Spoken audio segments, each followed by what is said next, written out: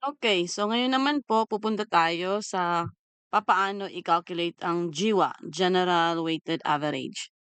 So madali lang po, follow din natin ang formula na 'to. According sa formula natin, equal sign tapos sum. Ano na ulit ang ibig sabihin ng sum, i-add lang natin yung mga grades. Saan ito galing na AF8?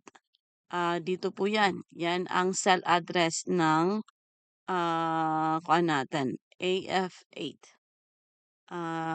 Papaano natin nalaman, Ma'am Joanne? So ito po AF, dito sa, hmm, column and then sa row naman number 8 po siya.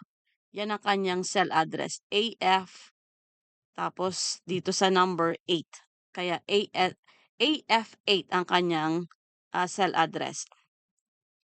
Hanggang sa, pinaka number 10, nasaan si number 10? Eto. So, dito po ang susunod AF, tapos ang address naman niya 17. So, AF17 hanggang diyan po yung i-add natin from AF8 hanggang sa AF17. 'Pag na-add na natin yun, i-di-divide natin. Ayan, divide it into the number of students. So, ang number ng students ng male natin ay 10. Okay, so 10, male muna. Unahin muna natin. Sige, gawin po natin. So, dito po, equal sign, and then type tayo ng sum. Ayan. Tapos, from AF8 hanggang sa AF17. Okay. So, hanggang dito po. Nakikita naman, ayan, no, sa formula bar. Pwede ka pong pumunta doon kung gusto mo.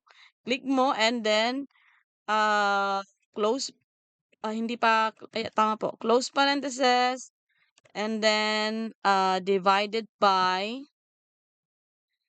10 number of students. So, ang male natin ay 10, and then press enter. Ayan. So, ang GWA ng male ay 87.32. Ganun lang po.